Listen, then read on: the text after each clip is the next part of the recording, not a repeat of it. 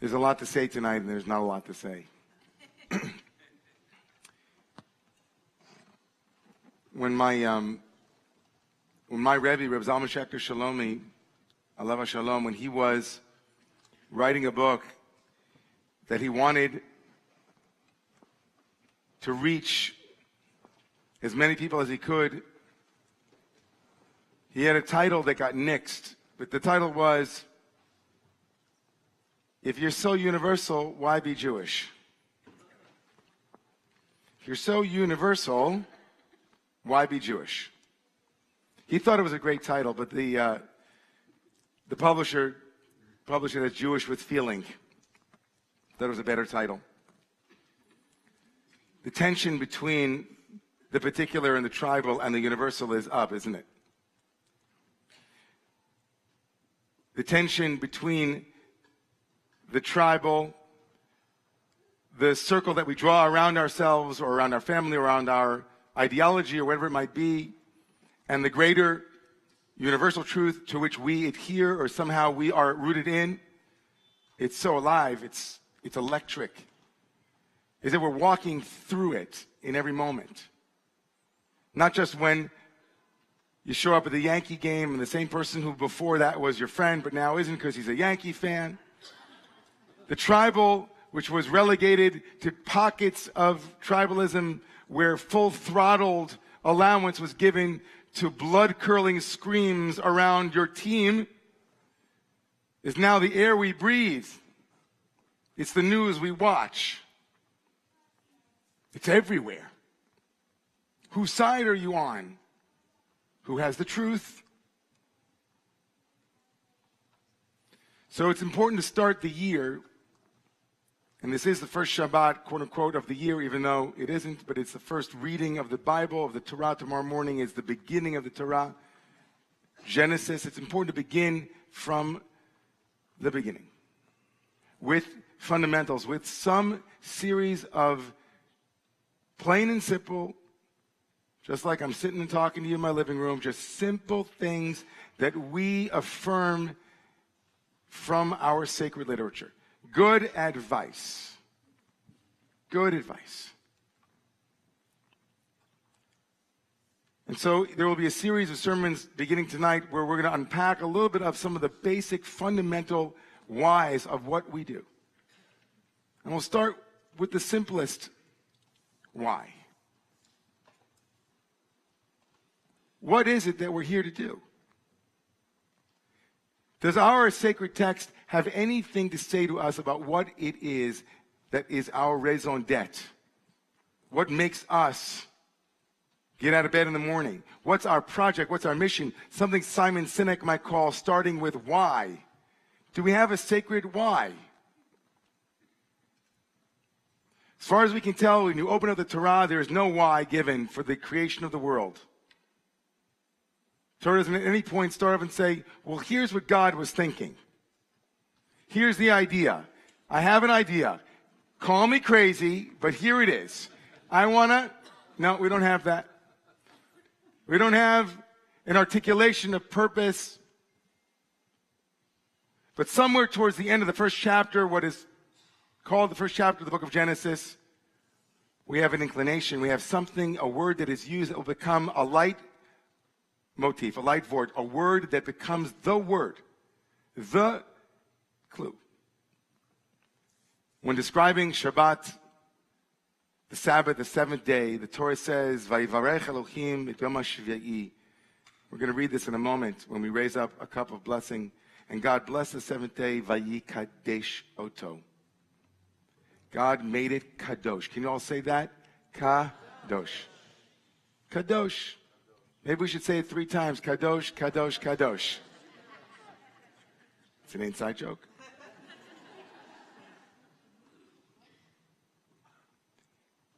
At the core of the creation story are 3 dimensions: time, space, and person. The first holiness project is time. Sacred time. 1 day a week. 1 day a week when we are engaged in not being engaged.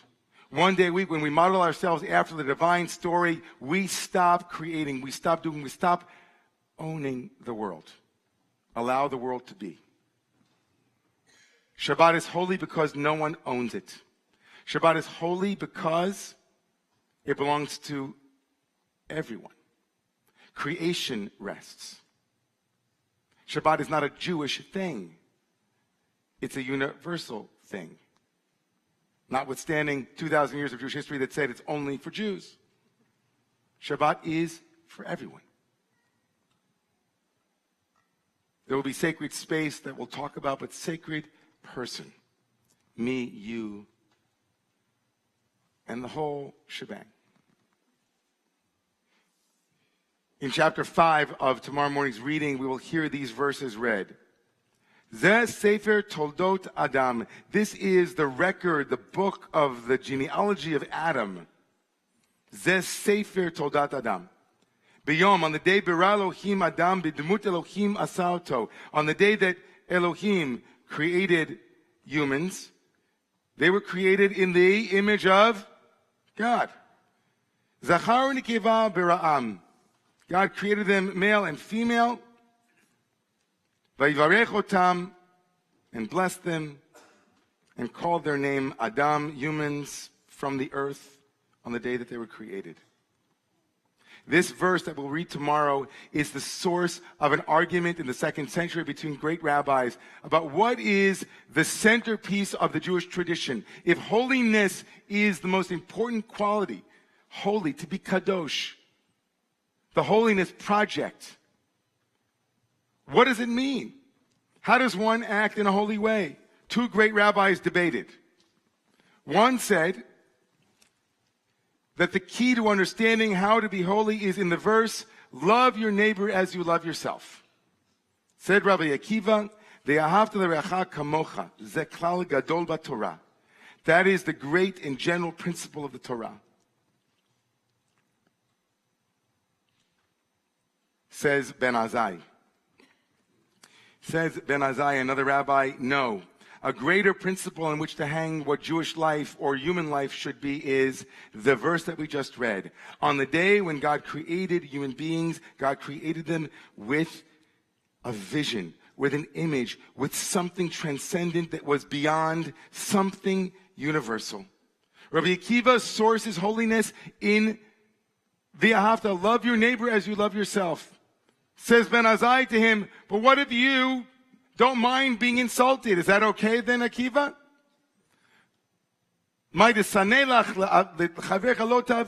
It's like, whenever you don't mind, you can do that to your friend. Said Ben Azai, we have to have a dream. We have to have a wish. Or as Seth Godin says, if you don't have a wish, it can't ever come true. Ben Azai says it can't be about utility, it can't be about loving my neighbor as I love myself, because who is my neighbor? Is it just my Jewish family? Is it just my Israeli community in this village? Is it just the Romumu community? Is it just New York? Is it just the Yankees, just the Mets? Who's human? Who's involved in the holiness project, says Ben Azai to Rabbi Akiva. If you say, love your neighbor as you love yourself, well, who's my neighbor? Trust your neighbor as you would trust yourself. Trust your neighbor as you would trust your daughter. If this country had for a moment in the last 2 weeks imagined, each and every human being, imagine if their daughter was Dr. Ford sitting there and testifying, what would the world look like? But she's not their daughter. Imagining what a world might look like when we circumscribe our neighborhoods, gerrymandering our hearts to just allow this person's vote to count in my heart. No, says Ben Azai, the great rabbi of the 2nd century, to Rabbi Akiva, another great rabbi, no, you drew the circle too small, Akiva, brother. It's got to be bigger. If you're so universal, why be Jewish? He'd say, you have to be universal or you can't be Jewish. You've got to save every person in the dream that God had, and every person in the wish that needs to come true to be seen in that way. What would they want us to do in the Holiness Project? To imagine that each and every human being is created with infinite worth and infinite beauty. That's what we wake up to do. And that we align ourselves with that project. That's the Torah's beginning. We are created in God's image. We are created with infinite worth. We have as our raison d'etre to enlarge our circle of care and concern to include as many of God's children, as many human beings as we possibly can. That is our wish. That is our truth that will be resurrected from the ground. That is what the Torah wants us to know as we begin. What it means for me and you is that we are infinitely empowered to find hope. We are called, we are enjoined to remember that the fundamental beginning of Torah is the Holiness Project. And even if we're at Romamu for the first time, even if we are human, right? We've been human for a long time. This fundamental truth, this axiom, that our meaning and purpose in life is to become holy, is underscored in one last way. And with that, we're going to call it for a night, coming for landing. Moshe Halbertal, who's a great philosopher in Israel, said that everywhere you find in rabbinic literature the notion of holiness, you find not ownership, but surrender of sovereignty. That everywhere in the Torah where you see the word kadosh, holy, whether it appears in any of those three dimensions, right? What are the three dimensions? In time, space, or person.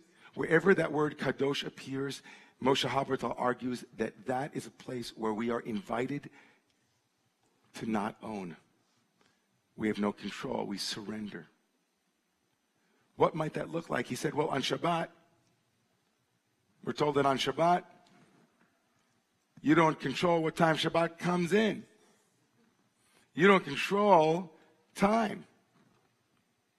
When it comes to land, we'll talk about this later on in a couple of weeks. When it comes to land, every seventh year, every Shabbat in years, people that might not know this, but every Shabbat in years, we don't work the land. It doesn't belong to us. Now apply that for a moment to our Holiness Project in person. In the debate between Rabbi Akiva and Ben Azai, what are they saying? Ben Azai is saying every human being is absolutely irreducible to your sovereignty. You can't control people. And when we try to control people,